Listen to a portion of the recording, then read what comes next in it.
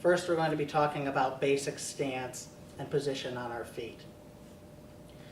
There'll be, in future DVDs and instructionals, more information on actually how to attack a double, single, and high crotch, etc. Key points on your basic stance on your feet. First, you want your knees bent, and you want your back angled, but you want this angle to be medium. You don't want your back to be totally vertical. At the same time, you don't want your back parallel to the mat. You're going to have a tendency to get snapped down. Your knees are bent. Your back is at an angle, mostly upright. Your hips are much lower than your head, as opposed to how I am here. That's a very poor position. Some wrestlers, if they stay more upright and they don't have much bend in their legs, their hips are high, they try to compensate by keeping their level low with their head. That's a very vulnerable position. You'll get snapped down. So you want to keep your hips low, your knees bent. There's an angle in your back that's sort of at a medium level. I want to have a staggered stance. That, in my view, is a superior way relative to the so-called square stance, where no foot is forward. The square stance affords really good side-to-side mobility. But for me to attack, typically, at least most types of attacks, I need to ultimately put one foot forward and one foot backward. And if that's not my basic stance, then I cue my opponent in to when I'm preparing for an attack. For example, if my base stance is a square stance, my opponent is going to know, typically when I'm preparing for an attack, by virtue of my changing my stance to a more staggered stance. It's important to keep my head up. And by that I mean I don't want to be looking down at the mat. I want to be keeping my visual attention typically directed towards my opponent's chest area. I don't want to have my head down here. I want my head up. And again, I want my visual attention directed towards my opponent's chest area. Pretty much his center mass here. He might fake you out with his hands or with his head or with foot movement or whatever, but this part of your body is always going to be pretty much in the center. So if you keep track of that, whatever's going on outside peripherally hopefully isn't going to distract you quite so much, and you'll know where your opponent is. And that'll also help keep your head up so that you don't tend to get snapped down. With regard to a way to sort of assure that my position is at least reasonably in the ballpark, if I keep my chest, my knee, and the ball of my foot here roughly in line, typically my level will be at a reasonably low level, the bend in my knee will be reasonable, and the angle of my back will be reasonable, and hopefully too my head will remain up. So, lining up the chest, the knee, and the ball of the foot. A stance back like this is not particularly good. It's not particularly good. Even if my head is up, you'll notice here my weight is way forward, and that's a vulnerable position. Lining up the chest, the knee, the ball of the foot will usually get you into the ballpark, and then maybe some minor adjustments depending upon your body build. It's important that the weight is on the balls of your feet and is pretty much equally distributed. I don't want most of my weight on my front foot. I don't want most of my weight on my back foot. I want it pretty equally distributed, and even though my heels are on the mat, my weight tends to be primarily on the balls of my feet. Not so much that I'm falling forward, but I'm definitely not back on my heels. And if I'm on the balls of my feet, I can move much quicker. So my weight is on the balls of my feet. Even though my heels are touching the mat, there's relatively little weight on my heels. Next, it's important that you keep your hands out in front of you, and you want to keep your elbows in. By elbows in, I mean elbows need to be in this way and this way. It's unfavorable for your elbows to be out this way, and it's unfavorable for your elbows to be out this way.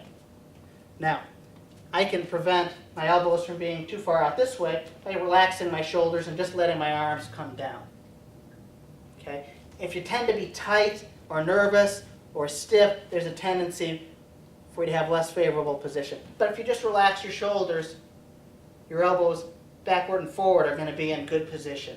Now, with regard to the second concept of elbows being in, if my palms are facing each other, there will be a tendency for my elbows to be in a favorable position.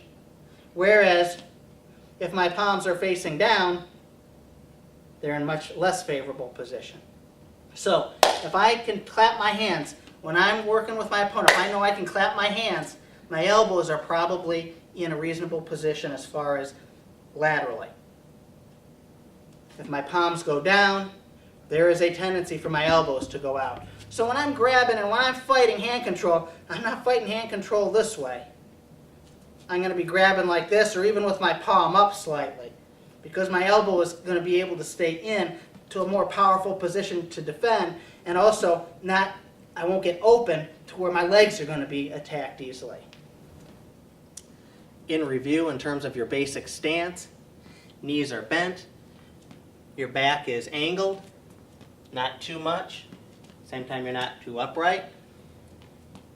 I'm crouched down, I'm not too low, I'm in a comfortable position, my feet are staggered, that means that one foot is in front of the other, and you may choose to have your right foot in front, that doesn't matter, or your left foot. It's whatever you feel comfortable with. My head is up. My visual attention is going to be directed at my opponent's center mass here towards his chest. My knee, my chest, my foot are all roughly aligned. Okay? My weight is pretty much on the balls of my feet, but my heels are making contact, so I'm not so far over that I feel like I'm going to tip. And all of that should be then complemented by my hands being in, my elbows being in as well, my hands being down, not too far, don't want my hands up too high, and I want to be able to move around comfortably in this type of position. Again, I can remind myself about my elbows by keeping my palms in, and every once in a while just reminding myself with a quick clap while I'm learning, and that'll help you keep your elbows in. A few points. First, learn one side first. At least learn one side effectively first. I would suggest that you consider leading with your left leg if you box that way. And this is in terms of being able to adapt wrestling technique to the mixed martial arts.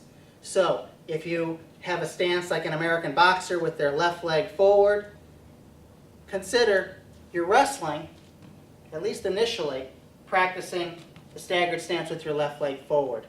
That way, you'll have a strong side that you'll have a multitude of attacks from, which won't be changeable to give your opponent some idea whether you're going to initiate a wrestling attack or, for example, a more boxing or striking style of an attack. So I would suggest mastering one side first. That's not to say you shouldn't practice both sides, but it really is important, I think, to master one side. And why I say that is, in my opinion, it's better to be highly, highly proficient with a technique, a certain technique with one side, and being able to score on people who are very, very competent. Say that you get that level of that technique to a level of 97 out of 100. Even though the other side, because it hasn't been practiced as much, is only at a proficiency maybe of 65 out of 100. Because I'm more likely to be able to score against my best opponents in terms of getting past that threshold of competence that I need to score if at least one side is at a very high level of proficiency. So instead of working both sides equally and sort of just from a metaphorical perspective having my double leg on the left a competence of 70 and the double leg on my right also a 70, I would much rather have a competence of 90 on one side and maybe 60 on the other side, because I'm more likely to be able to score against good opponents with that strong side. Now, by saying that, I'm not saying that you don't need attacks on both sides. You do, but you don't need the same attack to be equally proficient on each side. For example, I tend to favor the double with my head on Colby's left side because I lead my left foot. That's my preference. So when I attack a double, I'm going to tend to want to attack in this direction. But while I have a decent double leg on this side, it's not quite as proficient. But that's not so important, because if I have trouble, if I can't get the double on this side because, say, for example, he's not being cooperative and he's leading the other leg so that I don't have a favorable angle, instead of switching and doing a double on this side, I'm going to attack a single. And my single on this side is a lot better than my single with my right leg forward, even though my right leg forward single isn't too bad. But the point is that it's better, in my opinion, to develop proficiency on one side greater than the other and simply learn different techniques on each side to become more proficient at. So in summary of that particular point, for example, develop your double leg with great proficiency on one side and your high single with great proficiency on your opponent's opposite side. In each case, having that same lead leg forward because that's what you favor. First, master the traditional wrestling stance and attacks from this position. That is, learn to do it the wrestling way. Even though you might be a stand-up fighter, and that's primarily what you want the wrestling for, is to supplement that, I would strongly recommend that you immerse yourself in the wrestling way of doing things, particularly with regard to stance. As you learn to do that, and as you become proficient at that, then at that point you begin your attacks more upright in your stand-up position, and then you learn to lower your level appropriately.